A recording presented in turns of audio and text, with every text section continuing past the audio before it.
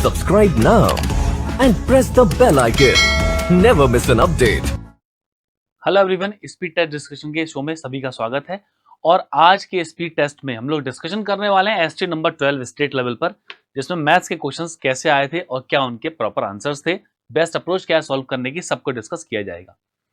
तो पहला क्वेश्चन हमारे सामने जहां पर लिखा था क्या एक बोट है जो अपस्ट्रीम में 8 आवर्स 48 मिनट 8 घंटे 48 मिनट लेती है एक डिस्टेंस को कवर करने में, और उतना ही टाइम उसको लगता है सेम डिस्टेंस ट्रेवल करने में, सॉरी उतना टाइम नहीं, 4 घंटे लगते हैं सेम डिस्टेंस को कवर करने में।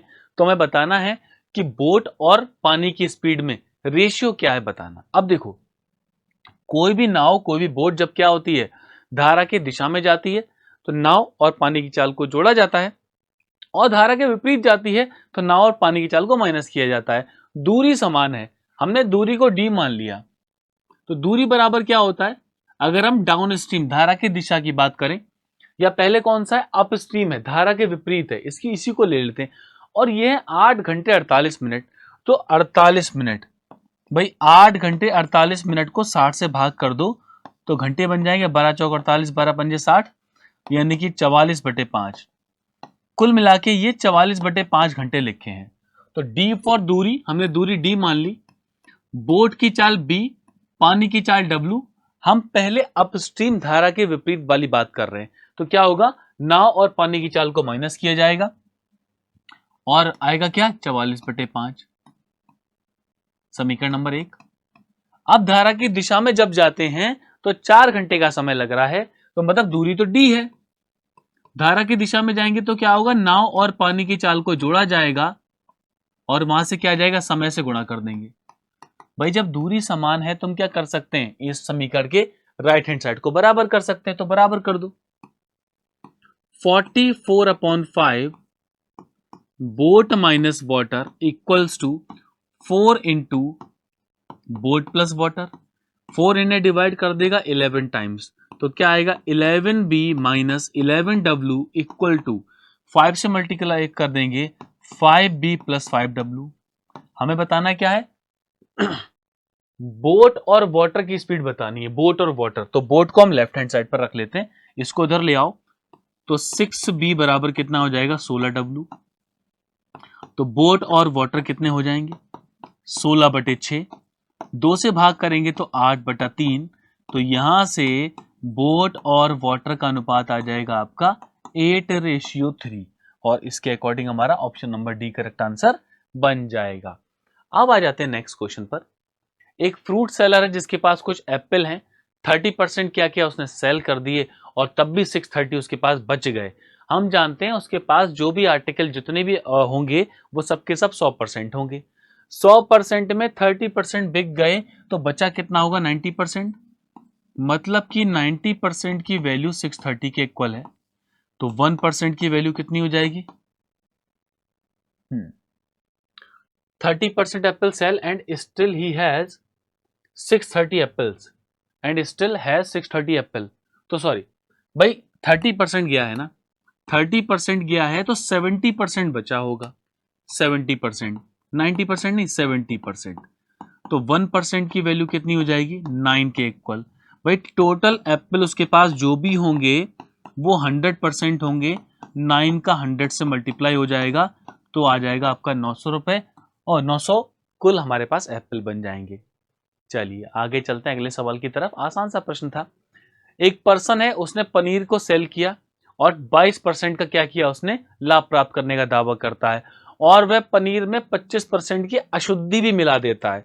इसका मतलब क्या है, 25% का एडिशनल प्रॉफिट जुड़ के जा रहा है उसमें। तो भाई कुल लाभ क्या होगा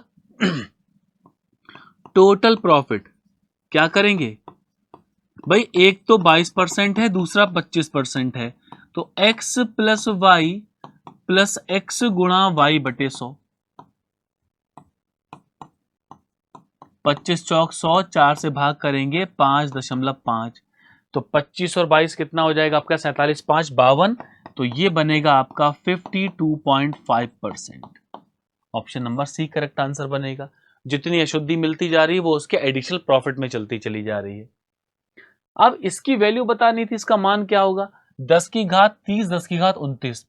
इन दोनों में देखो, क्या मैं 10 की घात 29 को कॉमन ले सकता हूं? हाँ बिल्कुल ले सकते हैं। तो कॉमन लेने का मतलब क्या होता है? भाग करना। तो अंदर जब भाग करोगे तो 10 बचेगा, 10 की घात 1 और -1 बचेगा, यानी कि 9 हो गया। तो 9 गुणा 10 की घात 29, ये हमारा उत्तर आ जाएगा, यानी कि 9 गुणा, ऑप्शन नंबर डी इसका करेक्ट आंसर है। 25वां सवाल, पाइप ए एक टैंक को 25 मीटर क्यूब प्रति घंटे की दर से भरता है। पाइप बी को भरने में 4 घंटे लगते हैं। जब एक साथ खोला जाता है तो टैंक को 2 घंटे में भरते हैं। एक साथ का मतलब ए और बी दोनों काम कर रहे हैं, मतलब कि ए और बी दोनों भरते हैं 2 घंटे में, और जो बी है वो अकेले भर देता है 4 घंटे में।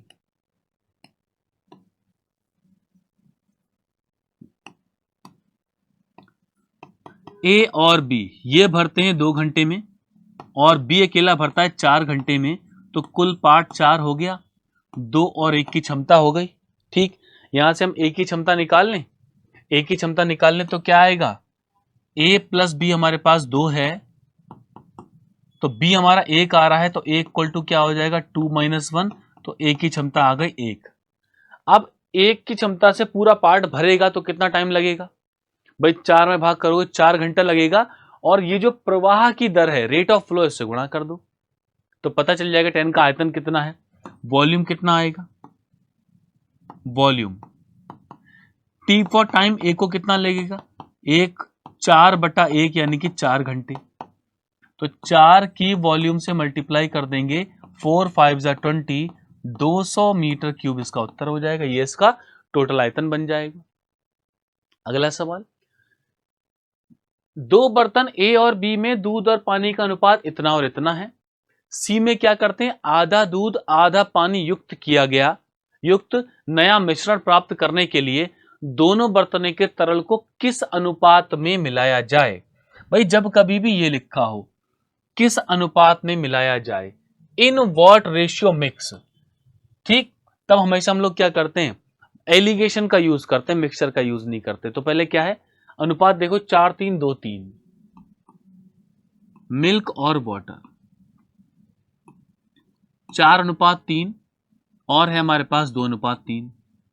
ये पहला वाला है और ये दूसरा वाला है, दोनों को मिला दो। मिलाने पर आधा आधा, हाफ हाफ। भाई अगर आप हाफ हाफ लगाओगे, आधा आधा, तो उनका रेशियो क्या बनेगा? 1:1।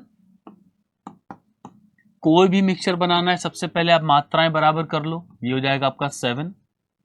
2 और 3 को बराबर करो, ये हो जाएगा आपका 5, और 1 और 2 को बराबर करें तो ये हो जाएगा आपका 3। बराबर करने के लिए क्या करें? एक ऐसी संख्या से गुणा कर दें जो इन सभी से विभाजित हो।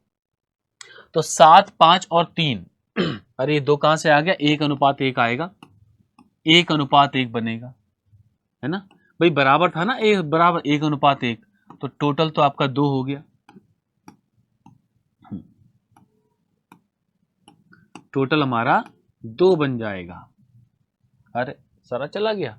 चलो क्या लिखा है? 4:3:2:3:1:1, मिल्क और वाटर का अनुपात। पहले में था 4:3, दूसरे में था 2:3, और फिर था हमें बराबर करना 1:1। ये पहला, ये दूसरा हिस्सा, और ये इन दोनों का मिश्रण। तो भाई बराबर करो। बराबर क्यों कर रहे हैं भाई? जब तक बराबर नहीं होगा हम किसी भी तरह का अनुपात आसानी से नहीं बना पाएंगे या बना नहीं पाएंगे। तो 5 हो जाएगा, 1 और 1 2 हो जाएगा। चलो भाई बराबर करो। एक ऐसी संख्या जो 7, 5 और 2 से विभाजित हो। 70 बना लें। 70 के लिए यहां पर 10 से गुणा, यहां पर 14 से गुणा, और यहां पर 35 से गुणा। तो अंदर वाले पूरे समीकरण में 10 से गुणा, यहां पर हो जाएगी आपकी 14 की गुणा, और अंदर वाले पूरे में हो जाएगी आपकी 35 की गुणा। इसके बाद आप मिल्क और वाटर, दूध और पानी में से किसी भी एक को लेकर एलिगेशन लगा दो, आपको अनुपात मिल जाएगा। हम मिल्क लगा लेते हैं, तो पहले वाले में कितना है बच्चों? 40, दूसरे में कितना है आपका? 28, और मिक्सर में मिले हुए में कितना है? 35। ये लो भाई, 28 2 30 और 5 35, यानी कि 7:5। तो 7:5 हमारा option number C correct answer बनेगा। आप चाहें तो पानी के लिए भी लगा सकते हैं, एलिगेशन तो लगाना ही पड़ेगा, अनुपात 7:5 ही मिलेगा। अब आरव की वर्तमान आयु अनिल की वर्तमान आयु से 3:11 है। आरव और अनिल, चलो लिखो भाई इनको, आरव और अनिल 3:11। अब क्या लिखा है, Anil is 12 year younger than Anuj. Anil जो है अनुज से 12 साल छोटा है। 7 वर्ष बाद अनुज की आयु 85 वर्ष है। भाई 7 वर्ष बाद 85 है, ठीक। तो अनुज वर्तमान में कितने होंगे, ये तो बहुत आसान है निकालना। ये तो हम ओरली कर लें, दिमाग में करेंगे ओरली, इसलिए मैं यहां लिख रहा हूं। सवाल में फालतू टाइम वेस्ट करने की जरूरत नहीं है। 85 में से 7 घटा दो 78, और ये सारी बात हमारे दिमाग में कैलकुलेशन होनी चाहिए। हर एक चीज को लिखेंगे, इतनी छोटी छोटी चीजों को तो कैसे काम चलेगा। तो हमें पता चला जो अनुज है वो 78 वर्ष का है। अब क्या लिखा था, अनिल अनुज से 12 वर्ष छोटा है, मतलब यहां से अगर 12 घटा दूंगा तो अनिल की आयु मिल जाएगी, ठीक। अनिल, तो अनिल की आयु कितनी होगी, 11 का मान कितना होगा, 78 माइनस 12, तो हम बोलेंगे 11 का मान है 66 वर्ष के बराबर। तो 1 यूनिट का मान 6 वर्ष के बराबर। पूछा क्या है, प्रेजेंट एज ऑफ आरव के पिताजी की वर्तमान आयु बतानी है, जो कि आरव से 25 साल बड़े हैं। तो आरव की आयु निकालकर 25 जोड़ दो, उनके पिताजी की आयु आ जाएगी। Age of father, Aarav father,